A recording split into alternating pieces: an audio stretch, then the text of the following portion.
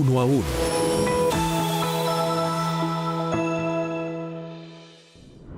Buenas noches, bienvenidos a Uno a Uno. Yo soy Ramiro Avendaño. Este es nuestro primer capítulo de un programa humano que busca hablar de las personas detrás de los cargos, de las personas detrás de los líderes sociales, de los líderes políticos, de los líderes empresariales, esos individuos que hay detrás de los que están ganando notoriedad en nuestra historia reciente. Hoy tenemos con nosotros a Mauricio Liscano, ministro de las Tecnologías de Información y Telecomunicaciones. Buenas noches, Mauricio. Buenas noches, Ramiro. Un saludo muy afectuoso. Muchas gracias por la invitación. Para mí es un honor ser el primero de esta serie de programas que le deseo de verdad sean un éxito. Pues encantados de tenerte esta noche aquí con nosotros, Mauricio, adrede te voy a tutear, adrede te voy a quitar el título de ministro, porque hoy no vinimos a conocer al ministro, hoy vinimos a conocer a la persona que hoy funge de ministro de las telecomunicaciones y las tecnologías de información en Colombia.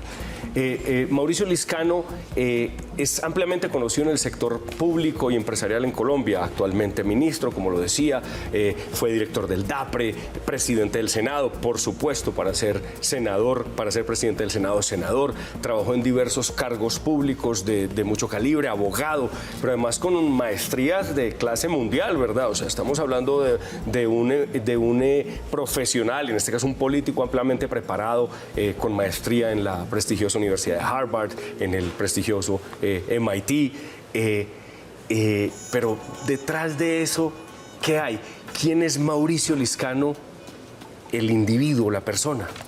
No, pues Mauricio Liscano es primero un esposo, un padre de 3 niños, esposo de Catalina, hijo de mis papás, de Oscar Tulio y de Marta, pues que digamos que viene de una familia de clase media, digamos que al principio con muchas dificultades, casi baja muy al principio, y que con esfuerzo y con dedicación pues han demostrado que la educación realmente es el elemento transformador de una familia, y que gracias al esfuerzo de mis padres, que con mucho esfuerzo pues nos sacaron adelante a mi hermano y a mí, y a la disciplina, digamos, en la educación, que fue lo que me dediqué desde muy temprano, desde estudiar de un colegio de La Salle hasta llegar hasta el MIT, la Harvard, como usted lo dice, pues ha permitido dedicarnos la vida a lo público. Yo llevo toda mi vida en el sector público, yo no he trabajado nunca para una empresa privada, yo he dedicado mi vida a servir, fue lo que descubrí como vocación, y casi que desde que estaba en la universidad hasta ahora siempre he estado en esto, en el sector público, trabajando por los demás. Naciste en Medellín, creciste entre Medellín y Manizales, por supuesto una educación muy paisa alrededor. ¿Cuándo sales del mundo paisa a entender un poco más el país? Pues casi que el día que llegué a Bogotá, es una anécdota. Yo conozco Bogotá el día que me vine a estudiar a la universidad. Desde chiquito el sueño, claro que ahí sí tengo que involucrar mucho a mi papá, que siempre me decía, usted se va a ir a estudiar a Bogotá porque ya están las mejores universidades. Pues yo casi que lo di como por un hecho. El doctor Otto Morales Benítez, que era compañero de mi abuelo en el pueblo donde son toda mi familia, que es de Río Sucio, Caldas. Otto Morales Benítez era de ese pueblo y mi abuelo también. Ellos eran amigos, eran poetas, pues Otto Morales llegó a ser un hombre muy importante. Mi abuelo era más bien un ganadero pequeño, o un campesino, si se puede llamar así, o más que campesino, un ganadero pequeño.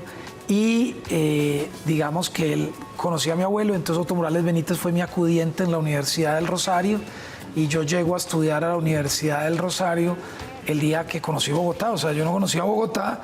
Primer día que conocí Bogotá fue el día que entré a la Universidad del Rosario, y ahí ya, digamos, despliego todo el esfuerzo académico acá, y ya me vinculo más con la capital. Bien, pero impresionante entonces, es una anécdota muy chévere, porque además habla mucho de tu fuerza, de tu visión, de querer pues venir sin ningún tipo de miedo. ¿Sabías desde siempre que tu camino era derecho, o en algún momento habiendo estado ligado a mí me gustaba más la economía? De hecho, hoy en día yo me siento más fuerte en temas económicos, objetivamente hablando, en temas del derecho. Yo el derecho, la verdad me gustaba más la economía. Mi papá me influenció, tengo que reconocerlo, en que el derecho era más amplio y que después podía hacer unas maestrías en economía, como efectivamente lo he hecho, pero realmente yo era mucho más de temas económicos y numéricos que de temas del derecho. Soy abogado de la Universidad del Rosario, pero no he ejercido, realmente nunca he litigado, el derecho, conozco pues las bases de la Constitución, me sirvieron mucho para ser senador y congresista y para tomar muchas decisiones del Estado. Ser abogado ayuda mucho, pero no soy, digamos, un gran conocedor. Creo que me siento más sólido en temas económicos y en temas mucho más técnicos que en temas jurídicos realmente. Bien, nosotros somos un canal que lo ve gente de todas las edades y por supuesto de todas las edades, de todo el país, etcétera. Y hay mucha gente que no tiene claro cómo ante un evento desafortunado Mauricio Liscano sale a la luz pública y es... Cuéntanos un poquito ese evento que sucede hace, si la memoria no me falla, como unos 23 años tal vez, cosa por el estilo, en la que... 2000. En el 2000. Bueno, secuestran a mi papá, pero terminó en el 2008. 2009. Bien, pues, entonces hace 23 años secuestran a tu papá. Seguramente muchos de los que nos están viendo no lo tienen presente. Cuéntanos un poquito qué fue lo que pasó, cómo se sucede ese secuestro, cuáles son las circunstancias país y qué fue lo que sucedió. Pues primero yo ya, digamos, era presidente del Consejo Estudiantil de mi universidad. Universidad del Rosario, sí, nos contabas. Era presidente de AIESEC, que era una organización internacional de estudiantes en ciencias económicas y sociales. Había acabado de ser elegido vicepresidente nacional. Paradójicamente, Susana Mohammad, hoy la ministra de Medio Ambiente, era la presidenta, que era de la Universidad de los Andes. Y íbamos a iniciar nuestro periodo. Eso fue el 5 de agosto del 2000. Y pues secuestran a mi papá en una vereda en Río Sucio, Caldas, cuando inauguraba una cancha de fútbol. Pues nadie está preparado para eso. Realmente el día que yo me entero estaba toda mi familia como así, como todas mis tías y mi mamá. Yo cuando entré pensé que lo habían era matado porque pues cuando todo el mundo está poniendo cara de tristeza, nosotros nos enteramos casi 4 o 5 días después, o me contaron a mí, y yo ahí tomo la decisión de renunciar a lo que había sido elegido digamos, por las organizaciones estudiantiles como vicepresidenta de ESEC, y me dedico, digamos, casi los primeros 3 años solo a la liberación de mi papá. ¿Todavía no habías terminado la carrera de Derecho? Yo estaba terminando, estaba en el último semestre, estaba haciendo la tesis y pues no había terminado la universidad. Entonces me dedico a la liberación de mi papá, que fue a hacer marchas, ir a medios de comunicación. Yo creo que tengo más entrevistas de ese tiempo que las que hago ahora. Muchas entrevistas yendo a medios de comunicación, hablando en ese momento de lo que era el intercambio humanitario. Nosotros promovíamos que hubiera un intercambio humanitario entre secuestrados como mi papá y entre seguramente algunos presos que estaban de las FARC. Nosotros queríamos hacer como un intercambio humanitario. En ese momento estábamos en diálogos del presidente Pastrana en el Caguán, a donde fui 23 veces al Caguán como estudiante o hijo de secuestrado a hablar en ese momento con las FARC para buscar la liberación. Obviamente no lo logré porque lo liberaron 9 años después. Y entonces ahí pues pasó todo eso. Vamos a un corto comerciales y ya regresamos. Listo. Bueno, estamos con Mauricio Liscano, ministro de Telecomunicaciones y Información en Colombia, que tiene una historia fascinante sobre cómo llegó a estar donde está. Vamos a hablar de su trayectoria política, de a dónde va. Y estamos entendiendo cómo un hombre que quería ser economista se vuelve abogado y un hombre que se quiere dedicar a los números de repente se ve enfrentado a lo que puede ser una tragedia familiar. Que lo que fue una tragedia familiar, o fue una tragedia familiar que le transforma la vida. Pero vayámonos, sigamos un poco en el tema humano. ¿Cómo viviste tú, tu mamá, tu hermano, el resto de la familia estos años de tanta incertidumbre en medio de todo este proceso del Caguán, de diferentes negociaciones que al menos lo que vimos desde la opinión pública pues era fallido, y esa incertidumbre adentro? ¿Cómo lo viviste y qué aprendiste de ello? ¿Cómo te formó? No, fue muy difícil, primero porque pues una persona secuestrada, el secuestro es el peor delito porque, lo digo con respeto a la muerte, pues usted lo entierra y ya se da el dolor. En el secuestro usted no sabe si su papá o su familiar está vivo o muerto y pasan 2, 3, 4 años sin tener pruebas de supervivencia, entonces usted no sabe si lo mataron, si no lo mataron, y es una angustia permanente. En el caso mío fue más duro porque no solo secuestra a mi papá, sino que también el EPL secuestra a mi hermano. Entonces yo tenía a mi papá secuestrado y a mi hermano secuestrado al mismo tiempo. FARC y EPL, aparte. Sí, a mi papá por temas políticos en ese momento, cuando secuestraron todos estos políticos, y a mi hermano lo secuestra el EPL por temas económicos, entonces por una pesca milagrosa, pero yo ya era representante a la Cámara. Entonces secuestran a los dos. Entonces fue una época muy difícil porque no solo mi papá, no solo mi hermano, sino que pues para mi mamá y para todos fue muy difícil. Fueron 8 años, es que no fueron ni un mes ni 2 meses, sino fueron 8 años y medio que mi papá estuvo secuestrado. Yo era estudiante de Derecho y cuando mi papá lo liberan, yo era senador de la República ya. Y el ejercicio fue más o menos porque yo empecé a ir a visitar y a luchar y muchas veces no me paraban bolas, no me daban la palabra, o sea, no tenía poder para poder hablar en nombre de los secuestrados.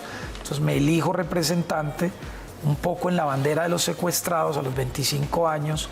Y ahí empiezo a defender todo el tema de los secuestrados. ¿Y cuánta comunicación hubo con tu padre en todo este periodo? No, nosotros nunca hablamos con mi papá, nunca nada. Nosotros lo que recibíamos era pruebas de supervivencia. ¿Qué fue lo primero que él te dijo cuando lo viste? No, lo primero que él me dijo, no, le dije yo a él, porque a él lo liberan, o él se vuela, más que todo, se vuela con el guerrillero Izaza que lo libera en Chocó, en Novita. Yo estaba ese día precisamente nunca se me olvidaron las elecciones del partido de la U que habían ese día. Yo estaba en Manzanares, Caldas. A mí me llama en ese momento creo que el presidente Uribe o el ministro Santos, me dicen que mi papá pues se voló, que fue liberado. Yo voy a encontrarme con él a Cali y cuando yo llego mi papá está pues acostado obviamente en la cama. Yo fui el primero que llegué y mi papá estaba comiendo con la mano. Entonces yo le dije, papá, pero coma con los cubiertos. Entonces todas las enfermeras, se van por ahí 20 enfermeras o médicos viéndolo. No, déjelo comer. Pues claro, mi papá llevaba casi un mes sin comer. Entonces esa fue como la primera conversación que tuvimos. Él obviamente entró a muchos exámenes, él estaba muy mal de salud. Entonces pues nosotros lo acompañamos, pero ahí dormíamos con él, pero hablábamos mucho, contándonos historias. Bueno, y como te decía, este programa Uno a Uno es un programa que busca recoger desde lo humano. Entonces, digamos que todos los colombianos somos hijos de la guerra, pero estamos en distintos niveles. Tú eres un legítimo hijo de la guerra que vivió la tragedia del secuestro, los rompimientos emocionales, etc. ¿Qué es lo que te lleva de dónde sacas las fuerzas? ¿Qué es lo que te lleva a tratar de construir partiendo de la tragedia y de la dificultad, en vez de, no sé, que sería perfectamente humano, huir, exiliarte y nunca más volver y hacer una nueva vida en otro lado? No, pues, ¿Por qué ponerle frente así al país de esta forma y hoy estar sentado en una posición de gobierno de primer nivel? No, lo primero es que, digamos, en mi familia, como no era una familia que lo tenía todo siempre, era una familia con esfuerzo. Luego el esfuerzo y la disciplina y la dedicación era un valor importante de mi familia. Mi papá siempre me decía que uno debía ser como las cometas, necesitar el viento contrario para elevarse. Y esa fue una frase que él me enseñó casi que desde chiquito, que era una frase de Winston Churchill que dice que uno debe ser como las cometas. Naturalmente, cuando pasó la tragedia, yo sentí que eso era lo que debía hacer. Obviamente eso me formó mucho. Me dio algo muy importante, que es el valor de la paz. Yo fui el presidente del Congreso que se aprobó la paz y tomamos además la decisión de perdonar a las FARC como familia, porque quienes hemos vivido la guerra sí sabemos el valor de la paz. O sea, uno no quiere que los hijos de uno vivan lo que uno vivió, uno no quiere vivir un país en guerra, porque uno sí es víctima. La mayoría de las víctimas, lo decía el presidente Santos, apoyaron la paz para su digamos, extrañeza, porque debíamos ser las víctimas los primeros en odiar, los primeros en salir a combatir a nuestros victimarios. Pero aprendimos que la paz es mucho más importante que la guerra. Yo desarrollé ese valor por mi papá, por mi familia, todos perdonamos.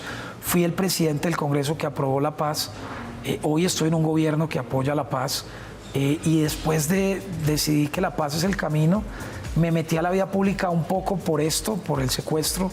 Y ya, digamos, uno le fue cogiendo el cariño al tema. Yo ya había trabajado en temas de liderazgo y pues ya fuimos desarrollando todo este proyecto de vida o político alrededor de esos valores un poco. Bueno, uno nota que combinas una cosa tremendamente importante, que es la experiencia pura de haber vivido esto, de haberle encontrado, y me gusta mucho la frase que hoy nos compartes, de haberle encontrado fuerza para elevarse con el viento en contra. Pero a la vez no te quedas con solo eso, sino que decides fortalecerlo con una educación, digamos, de primerísimo nivel, tanto en las universidades nacionales como extranjeras. Esa formación adicional que obtuviste en lo académico, ¿para qué sirvió? ¿Cómo moldeó al Mauricio Liscano que tenemos hoy aquí? Yo siempre tuve, uno con chiquito tiene muchos sueños, pero yo siempre tenía 2 sueños que eran como muy claros. Uno era estudiar en Bogotá, que era algo como que yo hablaba con mi papá mucho. En ese momento seguramente no teníamos con qué pagar la universidad en Bogotá, ni sabíamos, nunca habíamos ido a Bogotá seguramente, pero entendíamos que Bogotá era como el centro de la mejor educación posible, digamos, en un país centralista desafortunadamente. Y lo otro que yo quería era ir a Harvard. Yo no sé, yo tenía como ese sueño de ir a Harvard. Entonces, pues cuando salí de presidente del Senado, que el país estaba muy polarizado entre la paz y no nada diferente a lo que está sucediendo hoy, tal vez más polarizado, pues decidí irme a Harvard, hacer la maestría en administración pública. Después, con el profesor Ricardo Hausman, que hice la tesis, decidí entrar a MIT, hacer el MBA con énfasis en tecnología. Estuve 4 años y realmente lo que yo siento es que el camino que más es ascendente en términos personales, profesionales, sociales, o sea, que realmente le da a uno la posibilidad de crecer más. En el caso mío ha sido la educación, porque eso es lo que me ha igualado, digamos, con seguramente personas que yo no hubiera podido conocer, o personas que seguramente no son de la misma condición económica mía, pero la educación sí le permite a uno igualarse, le permite a uno estar en espacios donde no está. Y yo, a través de la educación, es que he logrado, pues no solo en el colegio, la universidad, las 2 maestrías, la especialización que hice en el externado. Entonces eso es lo que me ha abierto puertas. Yo sí creo que parte de lo que estoy hoy como ministro es pues haber ido a Harvard, MIT, porque yo creo que eso es lo que el presidente pues valoró, una persona que no solo tiene capacidad política, sino además que tiene capacidad técnica, que ha hecho 2 universidades de élite, como lo dice usted. Pues eso es una garantía y por supuesto yo creo que estoy aquí producto de ese esfuerzo de haber ido a esas universidades, de haber aprendido, y lo que me hace ser exitoso porque me permite ver el mundo desde otro punto de vista que seguramente uno no lo ve cuando solo se queda en el país. Muy bien, vamos a corte comerciales y seguiremos hablando con Mauricio Liscano, el ser humano detrás del actual ministro TIC. Continuamos en esta entrevista en 1 a 1 con Mauricio Liscano, actual ministro TIC, y conociendo su historia. El político, el humano, el intelectual, el visionario. Mauricio, una formación de lujo, pero hecha con todo el esfuerzo, con mucha conciencia, que te permite unas conexiones increíbles, que te permite una visión espectacular, viniendo de poder apreciar, supongo que todos los días, el valor de la libertad, etc. ¿Cuál es tu propósito con el país? ¿Qué más crees que tiene que pasar aquí? Pues yo sí siento que todo tiene que tener un propósito. El propósito mío en este momento es conectar al país, o sea, realmente que pasemos, y lo digo que pasar como de lo filosófico a lo más pragmático, pero yo sí creo, y más que conectar al país, realmente es algo que lo tengo muy claro, y lo vi muy claro en Estados Unidos cuando lo estudié, y es que Colombia es un país de ingreso medio. Colombia tiene un ingreso per cápita de $7.000 y nosotros no vamos a salir de esa trampa de ingreso medio si no entendemos la vocación del país, y para mí la vocación de Colombia es la tecnología. Entonces yo como que cuando llegué a Estados Unidos dije, y me dediqué, voy a dedicar mi vida casi que a evangelizar, a ver cómo formamos a los colombianos, por eso la educación digital, por eso la conectividad, pero realmente cómo podemos hacer de este país un país tecnológico, un país que no tiene casi carreteras, que es muy montañoso. ¿Dónde está realmente el valor agregado? Para mí está en la habilidad que podemos tener en construir aplicaciones, en construir empresas de base tecnológica, y solo si educamos a los niños desde chiquitos en matemáticas, en educación digital, en la universidad, solo si fomentamos los emprendedores, solo si conectamos el país, solo si hacemos ecosistemas de innovación, pues es la única forma que Colombia crezca. Si no, Colombia vamos a seguir siendo un país de media tabla, donde hay muchos pobres, pocos ricos. ¿Cómo hacemos para que haya menos pobres, más ricos? ¿Cómo hacemos para que haya más prosperidad? Y esa es la única forma, es la tecnología, lo que hizo Singapur, lo que hicieron muchos países. Y ese es mi propósito de vida, y por eso yo me siento tan cómodo en el ministerio, porque realmente se alinea mucho con lo que yo quiero y con lo que yo siento. Justo te iba a tocar eso, y es ese MINTIC, que a los ojos del observador desprevenido suena una cosa lejana, robots, celulares y antenas y fibras ópticas y licencias de conectividad, y es un poco y por favor elabora un poco más, ¿cómo construye tejido social? ¿Cómo es este cuento de la conectividad con propósito? ¿Cómo nivela la cancha social y del conocimiento el acceso a las tecnologías de información y las comunicaciones? Porque realmente la tecnología no es un fin. O sea, nadie puede entender que una conectividad, un cable, una antena es un fin. Ninguno de nosotros está acá para que tengamos más computadores o para que tengamos más antenas o más cables. La tecnología es un medio para que haya mejor calidad de vida, telemedicina, mayores condiciones de empleo, mayores ingresos. Entonces, desde mi punto de vista, lo que estamos haciendo es que la tecnología sea un fin, y estoy trabajando pues fuertemente desde ese punto de vista para que la tecnología ayude a reducir la pobreza, la tecnología puede dar más oportunidades, creación de empleo, y eso es como lo que el objetivo del ministerio es conectividad y tecnología para cambiar la vida. O sea, todo es realmente para un propósito que es el ser humano. Mauricio, mucha gente, estoy seguro que al escuchar lo que nos cuentas en esta entrevista, sobre todo gente joven, se va a inspirar y va a decir, ahí hay un camino, yo quiero ser así, yo quiero poder hacer cosas por mí mismo, por mi vida, por el país y dar de regreso. Un mensaje para la juventud. No, el mensaje primero es que hay que tener una visión, es decir, hay que saber a dónde llegar, ¿no? Hay que identificar qué lo hace uno feliz, pero sobre todo cuál es el puerto de llegada. Porque si uno no tiene una visión para dónde llegar, pues obviamente se descontrola, no sabe para dónde va. Y lo segundo es que el éxito sí está, por lo menos en mi caso, está en la perseverancia. O sea, no hay nada que no se logre con lucha y con perseverancia. Todo es muy difícil, todo es muy complicado, cada cosa es un sufrimiento en la vida privada, pública, personal. Si uno no persevera en las cosas, pues no las va a lograr. La disciplina fundamentalmente es la base del éxito y no hay nada que hacer.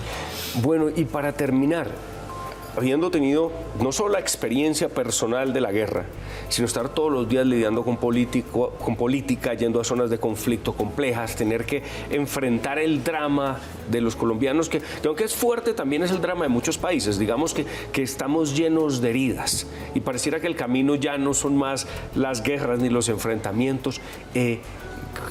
Después de toda esa experiencia, más el paso por universidades de este calibre, profesores como los que has tenido, la interacción con líderes de talla mundial, como me contabas un poco offline, y que has tenido con gente de muchos países, es un camino práctico hacia sanar heridas y reconciliarse, ¿cuál puede ser? No, la empatía. Lo más importante es la empatía. Yo creo que uno sí tiene que ponerse en los zapatos del otro. O sea, uno no puede ver el mundo desde lo que uno piensa o ve, sino desde lo que el otro piensa o ve. La forma realmente de servir con humanidad es sentir lo que el otro está sintiendo. Así uno no lo pueda sentir del todo, pero por lo menos sí ponerse en los zapatos del otro. Esa es la forma de uno ser más tolerante, tratar de perdonar, entender por qué pasan las cosas. Yo creo que la empatía es fundamental para realmente construir un buen servicio, pero además para construir relaciones, pero además para poder hacer las cosas con amor. Si uno ve el otro desde lo que está viendo, creo que uno puede hacer mejor las cosas. Mauricio, muchas gracias. De verdad, muy especial por darnos tu tiempo. Creo que ahora todos conocemos un poco más de quién es Mauricio Liscano, por qué está ahí sentado, y todos empezamos a perfilar como ese futuro en el que Mauricio Liscano puede seguir aportando para el país en esta posición, en otras posiciones. Gracias por acompañarnos esta noche y nos sentimos muy, muy complacidos de tenerte aquí y de tenerte liderando en una posición tan importante para nuestro país. A usted muchas gracias, Ramiro, por la invitación. Esto es 1 a 1. Yo soy Ramiro Avendaño y nos vemos en el Canal 1 dentro de 8 días. Buenas noches. 1 a 1.